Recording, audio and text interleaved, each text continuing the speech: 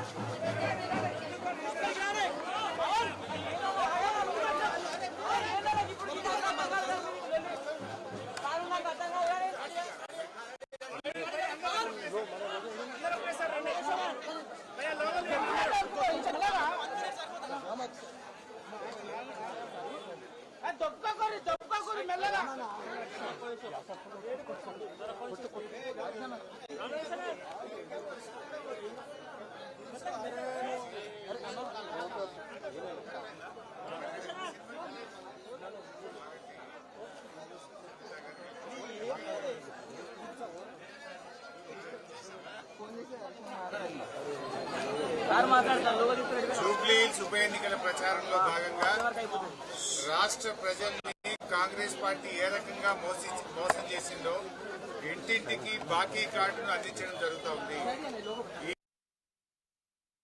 ఈ రాష్ట్ర ప్రజలకు మేలు జరుగుతుంది.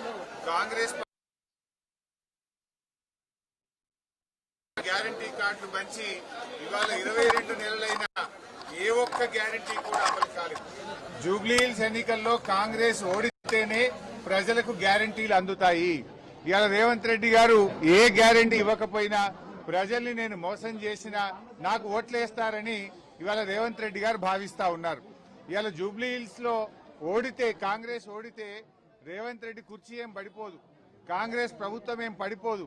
కానీ రాష్ట్ర ప్రజలకు మేలైతుంది, జూబ్లీహిల్స్ ప్రజలకు మేలైతుంది.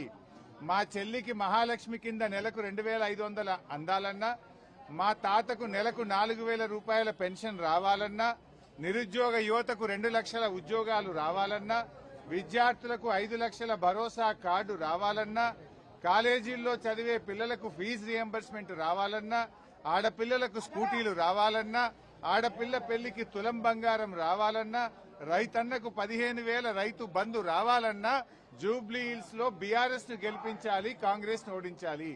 జూబ్లీహిల్స్ లో బీఆర్ఎస్ గెలిస్తేనే రేవంత్ రెడ్డి ప్రభుత్వానికి షాక్ తగులుతుంది.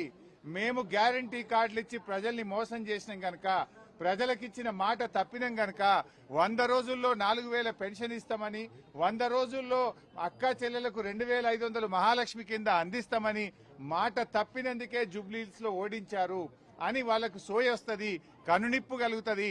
అప్పుడైనా రాష్ట్ర ప్రజలకు, జూబ్లీహిల్స్ ప్రజలకు ఈ 4000 పెన్షన్ వస్తుంది, మహాలక్ష్మి పథకం వస్తుంది, కాంగ్రెస్ పార్టీ గ్యారంటీ కార్డు అమలవుతుంది. ఒకవేళ తప్పిపోయి జూబ్లీహిల్స్ లో కాంగ్రెస్ గెలిస్తే ఏమంటారు? రేపు మేము అన్ని పథకాలు ఇవ్వకపోయినా ప్రజలు మమ్మల్నే గెలిపించారు, ఇంకా మహాలక్ష్మి ఇవ్వాల్సిన అవసరం లేదు, 4000 పెన్షన్ ఇవ్వాల్సిన అవసరం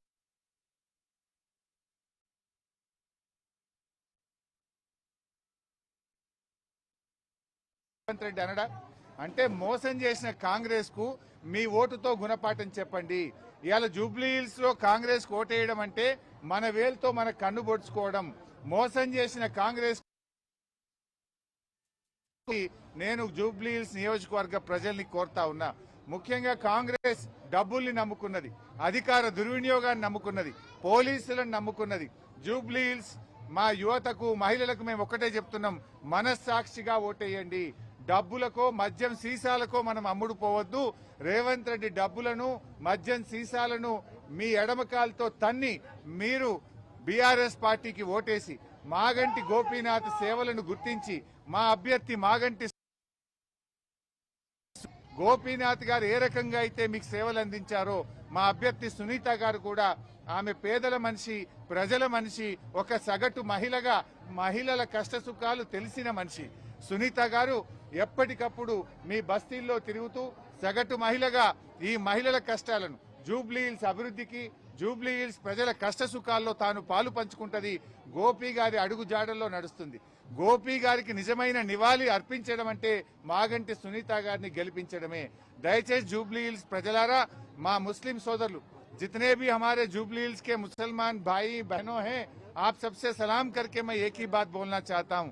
आज के कांग्रेस हुकूमत ने मुसलमानों को धोखा दिया। आपको शादी मुबारक के साथ 1 तोला सोना देते बोले, सोना नहीं दिया। आज कोडंगल में मस्जिद को, दरगाह को गिरा चुका है, ये भी आप लोग जानते हैं। और 4000 करोड़ बजट देते बोले, ये बजट भी नहीं दिया, 1000 भी खर्च नहीं कर रहा है। जो जितने भी केसीआर साहब ने टिमरी स्कूल निकाले, वो स्कूलों में कम से कम खाना भी सही नहीं दे रहा, पढ़ाई भी सही नहीं तरीके से टिमरी स्कूल में नहीं दे रहा है। आज मुसलमानों को मिनिस्टर भी नहीं दिए, कम से कम मुसलमानों को एक एमएलए भी नहीं दिए। इस वास्ते आप मुसलमानों को कांग्रेस ने धोखा दिया।